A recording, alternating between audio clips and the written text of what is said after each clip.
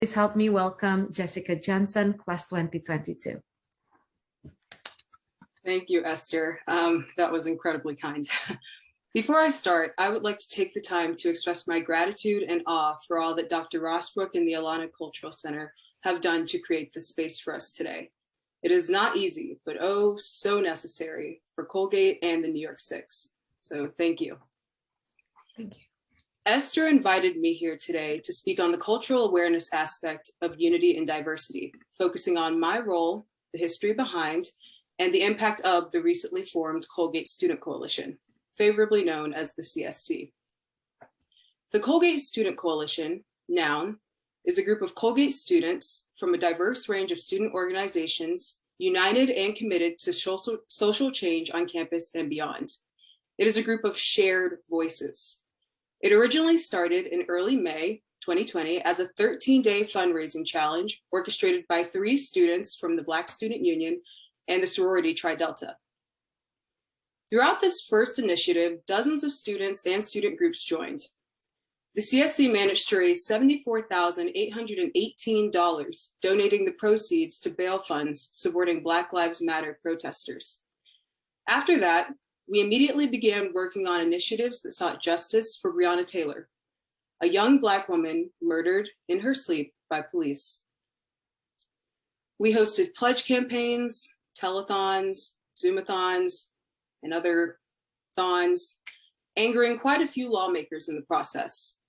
All of this can be found on our website, by the way. It's very detailed. We also advocated for protections for international students and for the removal of Colgate students who chose to post racist content on popular social media platforms. I will not go into the details of those students' actions because that gives them more power than they deserve.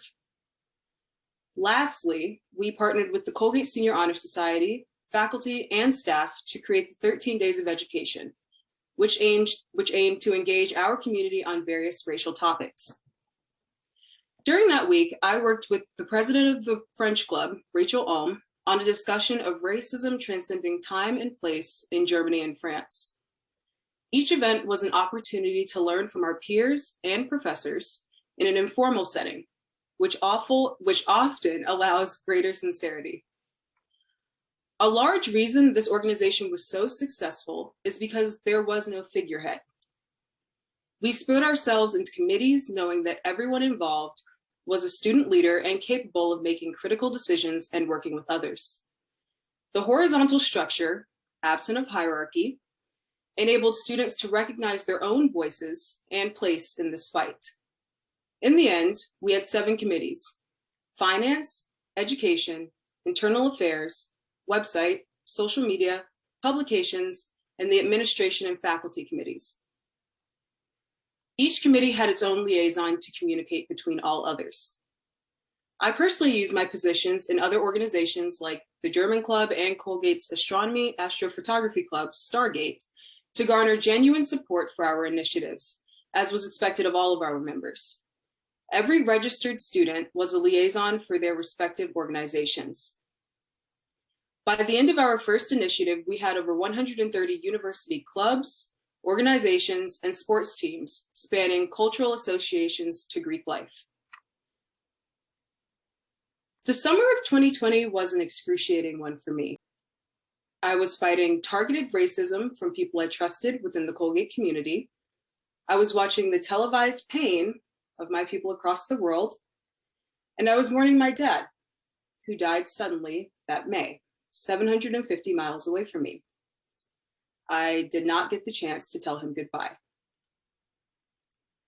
To survive that time, I threw myself into a number of research projects, educating the Colgate community on lesser known incidences of racism in Germany, specifically those targeting Black bodies, and the prominent projects of the Colgate Student Coalition. That summer was also the first time I was allowed to publicly feel normal emotions as a Black person. After all, every skin color experiences parental death. No one could call me belligerent, angry, hostile, or a host of other monikers associated with Black voices. My dad was dead, and somehow that had provided me with a rare freedom in this country. The Internal Affairs Committee became a new family of sorts. We even had wine nights on Zoom and superlatives at the end of the year. I believe I got Best Pet Mom because I managed to keep my hedgehog alive. Thanks, guys. Now, I'm going to tell you a little story.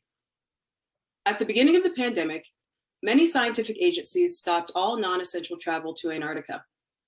This was an effort to keep our coldest continent COVID-free.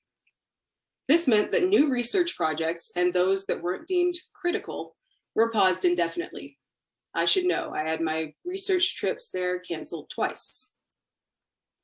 The only people allowed to travel there were the few keeping the experiments and generators alive, for had they been lost, so would years of funding, efforts, and time. And that was simply too large a risk to take.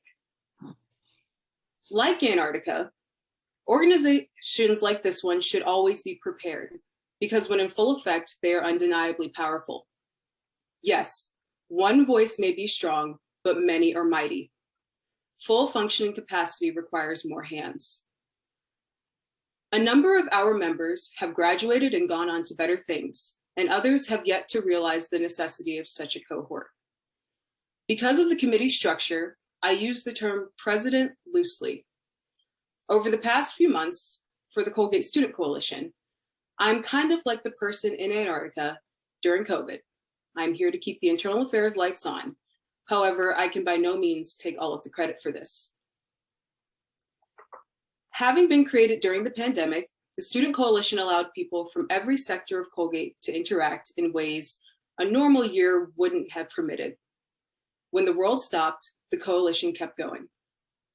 But make no mistake, the Colgate Student Coalition, no matter how successful and effective it was and is, set a precedent that meaningful change can still be made at Colgate, not that it is continuously occurring. It is an organization run by a group of dedicated students who have taken the time to learn from their peers and the world around them and apply that knowledge to help correct the injustices they see. Not many do that because it requires them to step outside of their comfort zones. My dad was an attorney, and I have been witnessing court hearings and trials since the age of 3. I know what justice is supposed to look like. Similarly, I also know which common injustices typically prevail.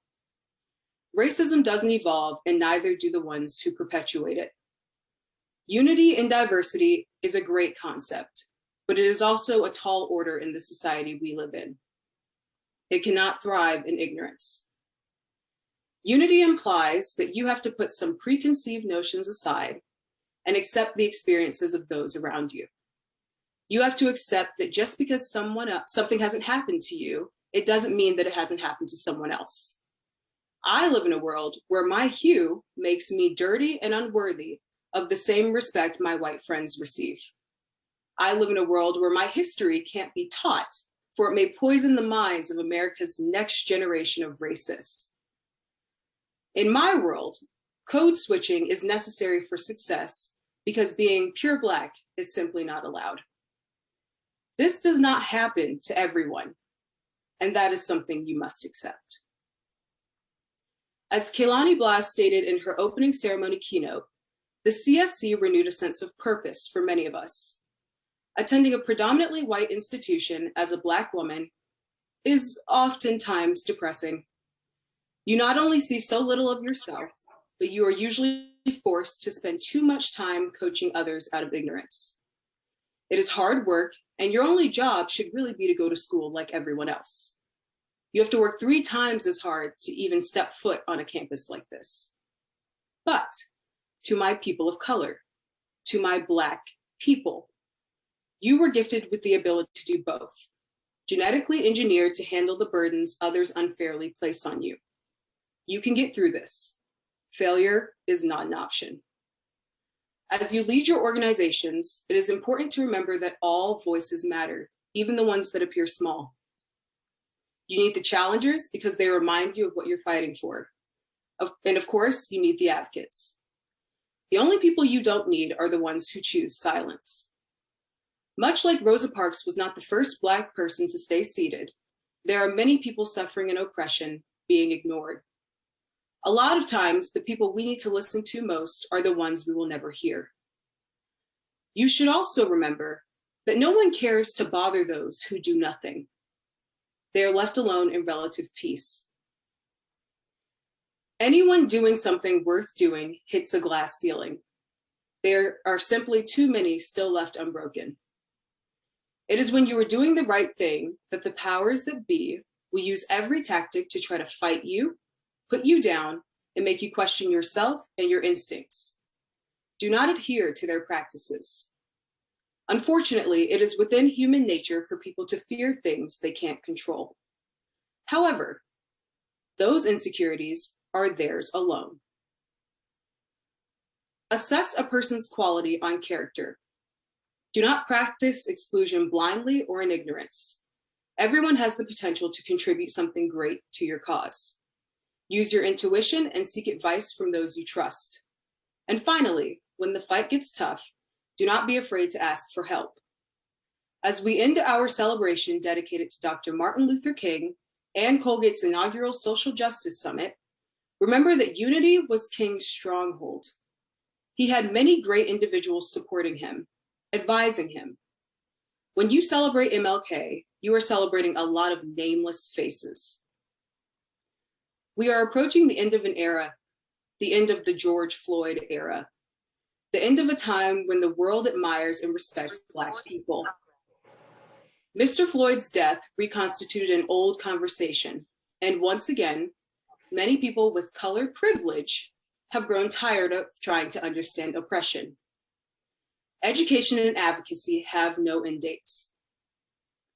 I would like to specifically speak to the works of Harleen Carr and Haley Taylor, members of the 2021 graduating class, and some of the finest students Colgate has had the privilege of admitting.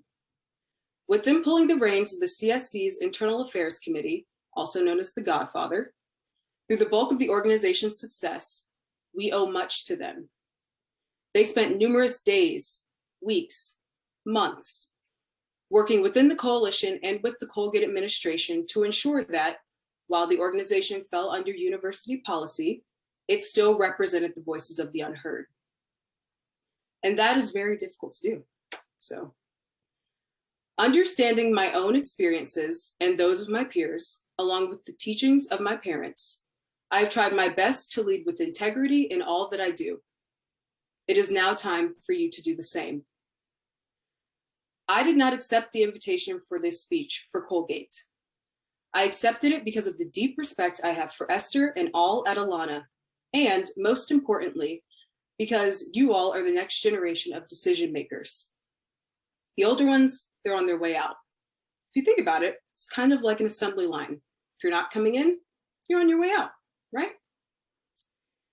Anyway, if I was to expend any energy relaying my message, I am deeply honored that it was to you today.